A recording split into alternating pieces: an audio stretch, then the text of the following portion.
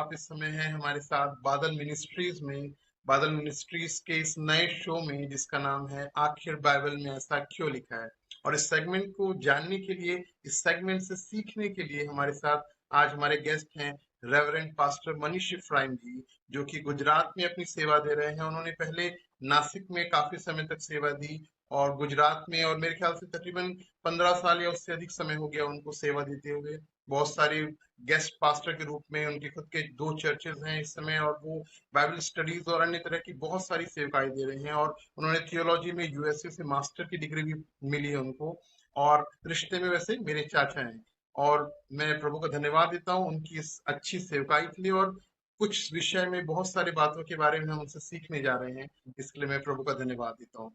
और मैं बहुत स्वागत करता हूँ पास्टर मनीष जी का, हमारे चाचा जी का, कि वो उन्होंने हमारे इस रिक्वेस्ट को स्वीकार किया हमारे साथ बात करने के लिए। और चाचा, मैं इससे पहले कि हम आगे बढ़े, मैं चाहता हूँ कि आपको खुदा ने कब टच किया, कब प्रभु ने आपको छुआ, हम वहां से शुरू करें कि कैसे आपका जीवन प्रभु में आया। प्रेज द लॉर्ड विभोर। मेरी गवाही कुछ इस प्रकार से विभोर की, जब आप बहुत छोटे थे, या मैं सोचता हूँ आप जन्म भी नहीं लिए थे, उस टाइम से मेरा जर्नी जो स्टार्ट हुआ।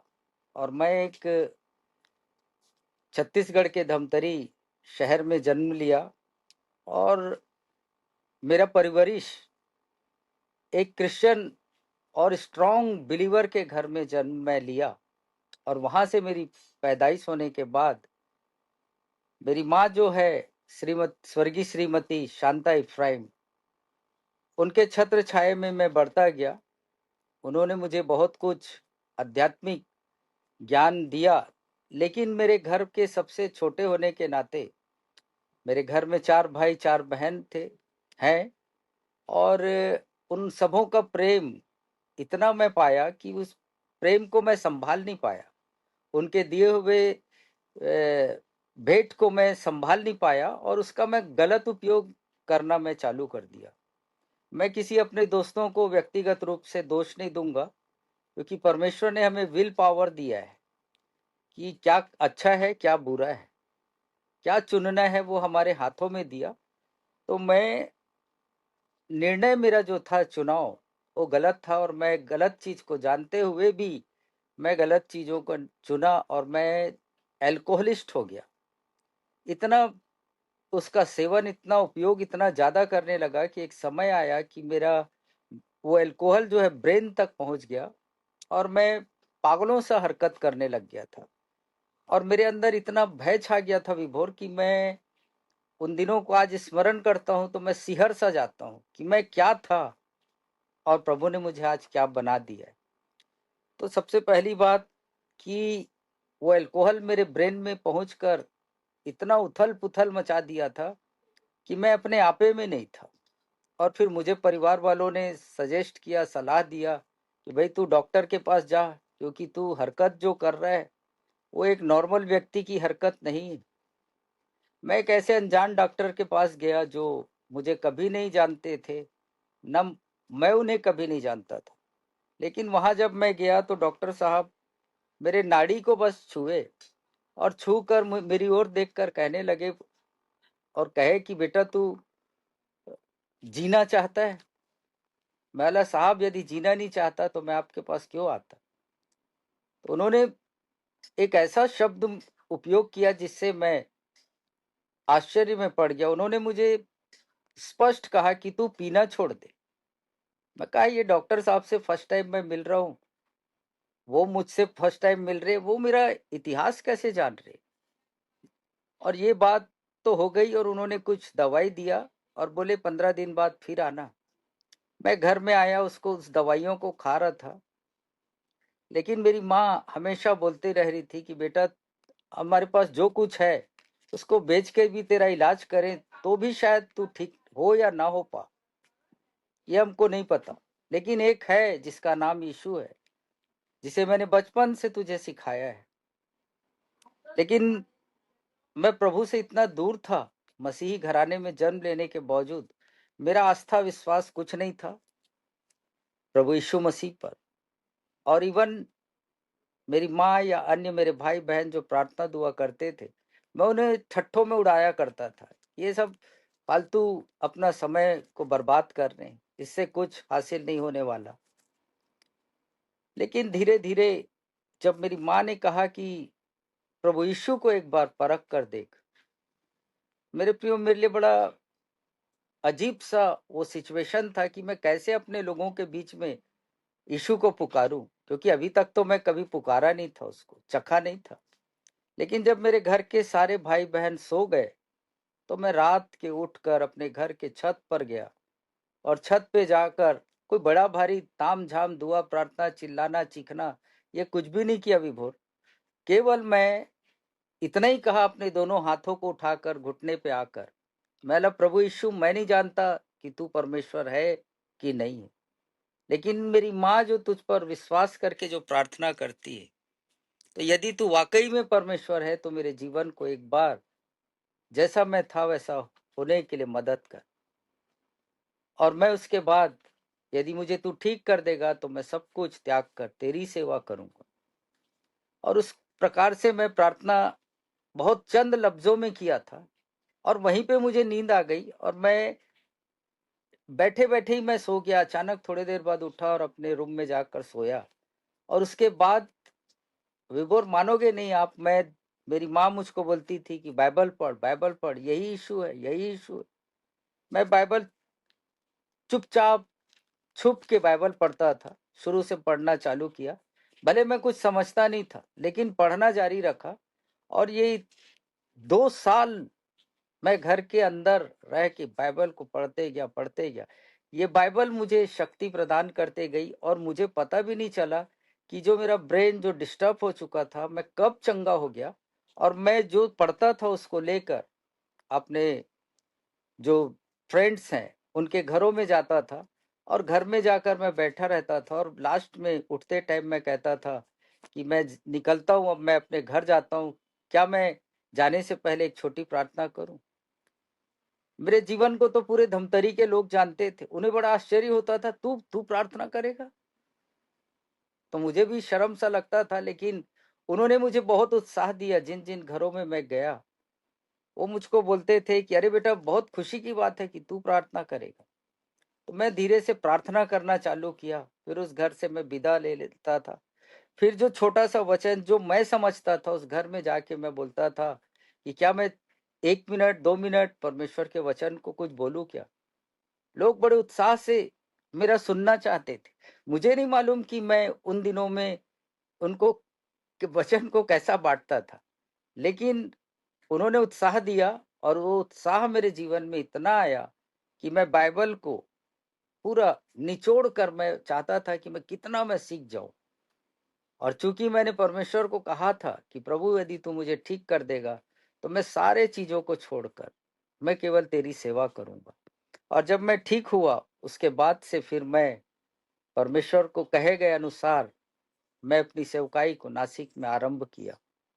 हालांकि स्टार्ट तो मेरा धमतरी से हो चुका था, घर घर में, लेकिन उस टाइम मेरा कोई उद्देश्य नहीं था कि मुझे कोई एक चर्च को स्थापना करना है या चर्च बिल्ड करना है। ये सब मेरे माइंड में नहीं था। केवल मुझे खुशी ये था कि प्रभु मुझे जो उत्साह दिया, हिम्मत दिया, ये कैसे मैं दूसरों को दूं। और यही प्रेरणा, यही परमेश्वर की ताकत मुझे इस काबिल बना दिया कि आज मैं, मुझे कई बार बड़ा आश्चर्य लगता है कि इतने छोटे से शहर धमतरी, जब मैं वहां था वो बहुत छोटा था विभोर, वो गांव कस्बा के रूप में था, लेकिन आज बड़ा जिला बन चुका है, डिस्ट्रिक्ट बन चुका है, बहुत विशाल हो गया है। तो उस छोटे से स्थान से परमेश्वर ने मुझे महाराष्ट्र लेकर आया। महाराष्ट्र में मैं सेवकाई किया। वहां पर भी लोगों को बहुत परमेश्वर में आगे बढ़ाने के लिए परमेश्वर ने मेरा उपयोग किया। उसके बाद परमेश्वर मुझे गुजरात में लेकर आया और उन दिनों से लेकर आज तक मैं प्रभु का धन्यवाद देता हूँ कि परमेश्वर ने मुझे उस मृत्यु, उस कब्रगाह से मुझे बचाया है। इसलिए मैं अपने जीवन को संपूर्ण रूप से परमेश्वर को सौंप के आज उसकी सेवकाई में अपने जीवन को मैंने समर्पित किया है। तो ये मेरे लिए बहुत बड़ा खुशी का कारण है कि जिसने मुझे जीवन दिया उसे मैं अपने कुछ पलों को मैं दे पा रहा हूँ। तो ये मेरा एक छोटा सा एक साक्षी है। कि प्रभु को महिमा मिले। बहुत अच्छा लगा जानकर कि कैसे खुदा ने आपको उस अल्कोहल और शराब की लत से बाहर निकाला और कैसे आज आप लोगों के जीवन को बदल रहे हैं। ये बहुत बड़ी बात है। और मुझे लगता है कि आमीन। बहुत सारे लोग कोई जब ये सुनेंगे तो वो इस चीज को ये महसूस करेंगे कि कैसे खुदा उनको भी निकाल सकता है। तो यस। सबका धन्यवाद हो। और आ, आज जो हमारा जो सेगमेंट है, जिसके विषय में जो हमने हमने जो बात किया कि क्यों, आखिर बाइबल में ऐसा क्यों लिखा हुआ है, तो एक एक सवाल मेरे पास है। हम अक्सर, हम क्रिश्चियंस लोग जो हैं वो कुछ इस तरीके से करते हैं कि संडे जो है वो हमारे लिए विश्राम का दिन है। हम लोग, हमारी सरकार हमको विश्राम देती है उस दिन, तो हम लोग उस दिन चर्च जाते हैं। इजरायली जो है वो, उनके लिए शुक्रवार की शाम से शनिवार की शाम तक का विश्राम का दिन है। और गल्फ कंट्रीज में ऐसा है कि वहाँ फ्राइडे छुट्टी होती है, तो वहाँ फ्राइडे उनका विश्राम का दिन है। हर एक जगह के लिए, लोकेशन के हिसाब से ये दिन अलग अलग है। तो मुझे ये सवाल परेशान कर रहा है कि क्या विश्राम का दिन, खुदा के हिसाब से विश्राम का दिन क्या कहता है, क्या बाइबल के क्या कहती है इसके विषय में? एक बात कहना चाहूंगा विभोर कि 10 आज्ञाओं में परमेश्वर ने चौथी आज्ञा ये कहा कि तू विश्राम दिन को पवित्र मानने के लिए स्मरण करना। अब सबसे पहली बात यह है कि आपने जैसे कहा कि गल्फ कंट्री के लोग फ्राइडे में करते हैं। इवन मैं आपको बताऊं कि मैं पर्पसली, ये नहीं है कि मेरा जो संगति जो चलता है यहाँ बड़ौदा में वो सैटरडे इवनिंग को है। एक संगति चलता है वो संडे इवनिंग को है। इसका रीजन ये नहीं है कि मैं संडे के विरोध में हूँ। मुझे स्थान ही नहीं मिला कि मैं संडे के मॉर्निंग अपनी आराधना लगा सकूं। तो मैं एक ऐसा नहीं है बाइबल में कोई कोई विशेष दिन ही है, उसी दिन हमको परमेश्वर को स्मरण करना है। आप कोई भी दिन परमेश्वर की आराधना कर सकते हैं। जिस प्रकार से यदि आप सृष्टि की रचना बाइबल उत्पत्ति के पहले अध्याय को जब आप पढ़ोगे विभोर, तो आपको पता चलेगा कि परमेश्वर ने पहले दिन क्या किया, दूसरे दिन क्या किया, तीसरे दिन, ऐसा करते करते 7वें दिन तक आया, सारी सृष्टि की रचना किया। लेकिन हर दिन जो बनाया उसमें वो कहा ये अच्छा है, अच्छा है, अच्छा है। हर दिन परमेश्वर की दृष्टि में अच्छा है।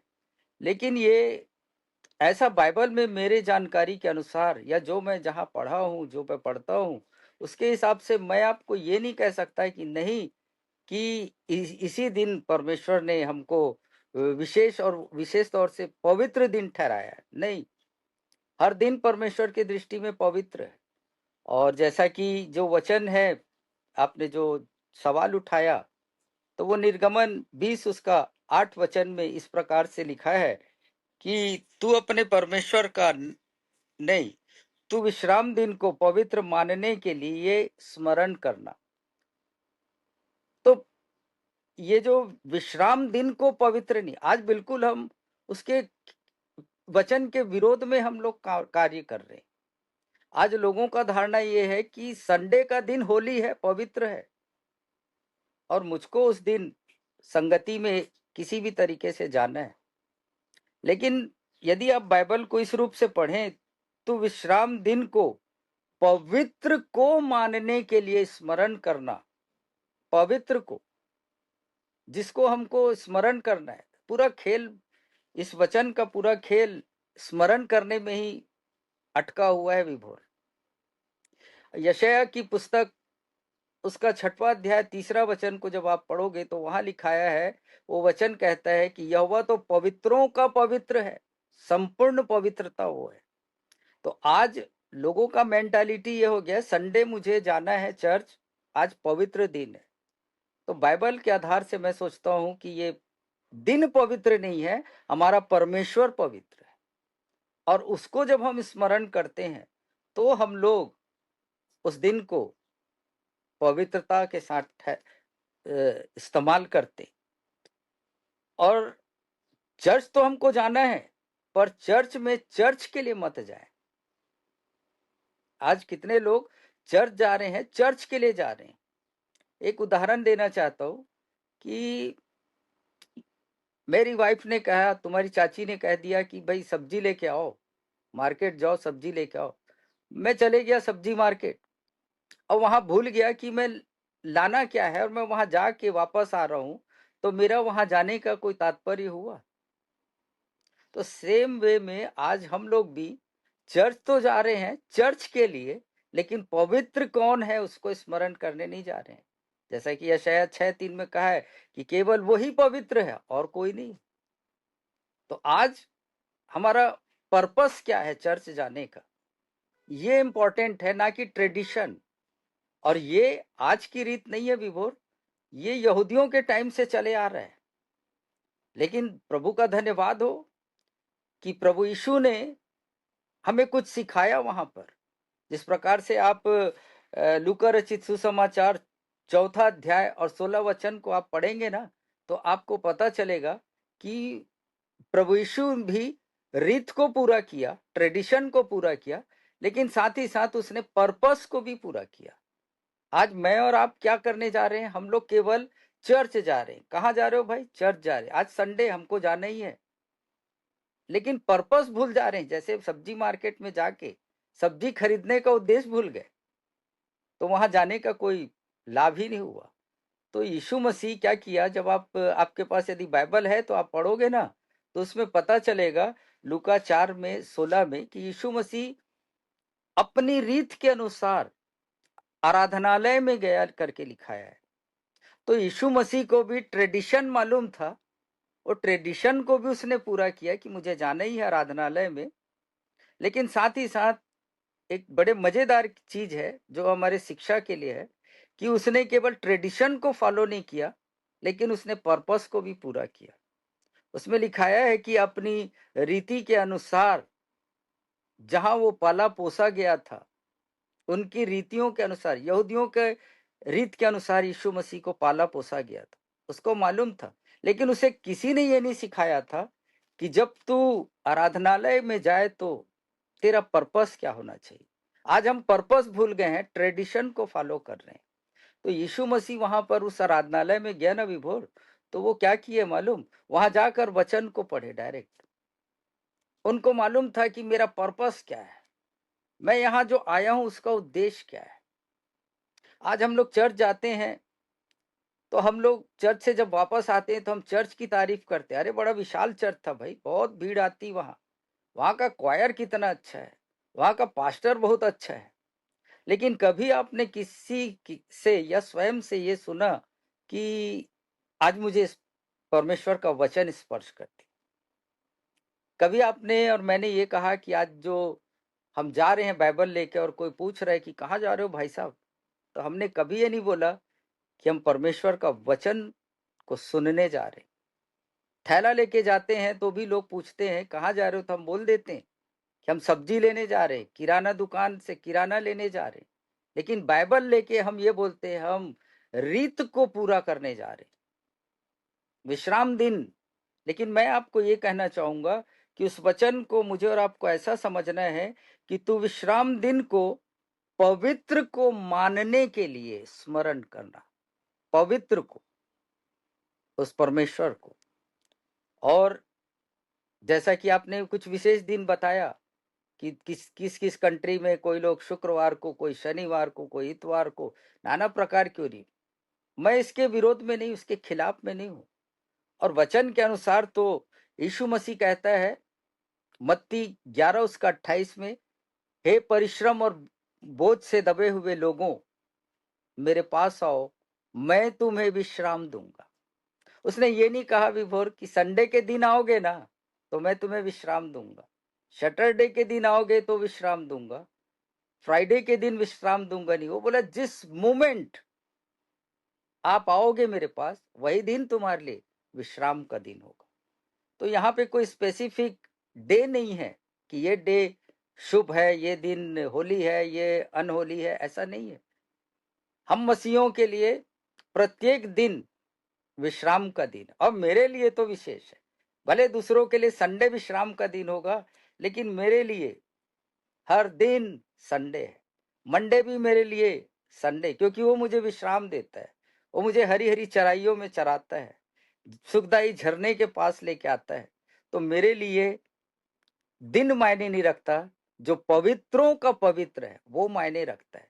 तो आज हम लोगों को चाहिए कि हम डे को छोड़कर, ट्रेडिशन को छोड़कर, या रीत भी करें, अच्छी बात नहीं, उसमें कोई बुराई नहीं है, लेकिन रीत को रिवाज ना बना दें, रीत को पर्पस में बदल दें। तो हमारा जो चर्च जाना है ये साकार होगा और परमेश्वर की आशीषों को हम पाएंगे। एक और वचन बोलकर मैं समाप्त करना चाहूंगा विभोर। भजन संहिता 118 उसका 24 में भी दाऊद कहता है, आज का दिन यहोवा ने बनाया है और हम उसमें आनंदित हैं। अब उसमें इस वचन को मैं हमेशा अपना बना के बोलता हूं कि आज का दिन यहोवा ने बनाया है और मैं इसमें आनंदित हूं। तो हर एक दिन तो परमेश्वर ने बनाया है। अब हम कौन होते हैं कि इसको हम स्पेसिफिक डे को फिक्स करें कि भाई तुम शुक्रवार को आओ, तुम शनिवार को आओ, गुरुवार को आओ। मेरे लिए हर दिन मेरा परमेश्वर विश्राम का दिन बनाया है, और जिस समय मैं प्रभु को स्मरण करता हूं, प्रभु कहता है मैं तुझे आशीषों से भरूंगा, मैं तुझे विश्राम दूंगा, हर एक बोझ से, संकट से, मुसीबत से, फाइनेंशियली, स्पिरिचुअली, सब चीज से। तो आज समस्या ये है, हम प्रभु के पास नहीं जा रहे हैं, हम चर्च में चर्च के लिए जा रहे हैं, इसलिए हम निराशा के साथ लौटते हैं। लेकिन आज मैं आपको यही बोलना चाहूंगा कि आप जब चर्च जाओ तो आप रीत को फॉलो करो, उसमें कोई बुराई नहीं है, लेकिन रीत को भी बहुत रिवाज मत बनने देना, इसको पर्पस में बदल देना। यीशु मसीह जब आराधनालय में गया तो वहां डायरेक्ट वो जाकर क्या किया, बहुत आश्चर्य लगेगा, वहां गाना के विषय में नहीं है कि गाना चल रहा था, गाना के बाद पास्टर या कोई याजक खड़ा हुआ, प्रार्थना किया, उसके बाद ये नहीं बोला आइए हम वचन में जाएंगे। यीशु मसीह रीत फॉलो किया, उसके बाद डायरेक्ट खड़ा हुआ और बोलने लगा मैं रीत भी पूरा किया हूं, अब मैं अपने पिता का पर्पस भी पूरा करूंगा, क्योंकि मुझे जो उद्देश्य दिया गया है उस उद्देश्य को फॉलो करना है। तो आज हम लोग थोड़ा सा भटक गए हैं कि हम संडे को विश्राम दिन मान लिए, होली होली डे मान लिए। होली डे नहीं है, होली तब होगा जब आप होली को होली जानोगे, तब दिन कोई शुभ अशुभ, पवित्र अपवित्र नहीं है। तो आज मैं यही कहूंगा विभोर आपसे कि जब हम चर्च जाएं तो उस पवित्र को स्मरण करें, उसको मानने के लिए कि हाँ मैं आज परमेश्वर की वचन को सुन, आज का वचन परमेश्वर मुझसे बातें की। बहुत कम लोग हैं जो बोलते हैं। चर्च छूटने के बाद लोग अक्सर दोष निकालते हैं क्योंकि वो चर्च गए, चर्च के लिए चर्च गए। लेकिन जब आप ये जानोगे कि मैं पवित्रों के पवित्र की सुनने गया, तो आप दोष नहीं पाएंगे, आप वहां पे आपका दिन जो है वो विश्राम दिन, आनंदित दिन होगा। यही मैं आपको सलाह देना चाहता हूँ। जी, प्रभु का बहुत धन्यवाद हो कि मैंने ये सीखा कि वो जो हॉलीडे बोलते हैं वो एक्चुअली होली डे है, और वो होली पवित्रों के पवित्र को स्मरण करने का दिन है। प्रभु का बहुत यस, धन्यवाद, चाहे वो फ्राइडे हो, चाहे वो सैटरडे हो, चाहे वो मंडे भी हो, लेकिन यदि हर दिन यदि उस पवित्रों के पवित्र को जब हम स्मरण करते हैं वो दिन हॉलीडे हो जाता है, वो होली डे हो जाता है। मैं प्रभु को यस, बहुत धन्यवाद देता हूँ, मैं आपको भी बहुत धन्यवाद देता हूँ, आपने इतना समय दिया, इतना हमको सिखाया, और हम आगे भी आपके साथ जरूर बने रहेंगे। प्रभु का बहुत बहुत धन्यवाद आपको, आप यहाँ आए उसके लिए भी आपका बहुत बहुत धन्यवाद। थैंक यू विभोर। प्रभु आपको बहुत आशीष दे और बादल फाउंडेशन को रात दिन उन्नति के शिखर पर लेकर जाए। आमीन। आमीन, आमीन।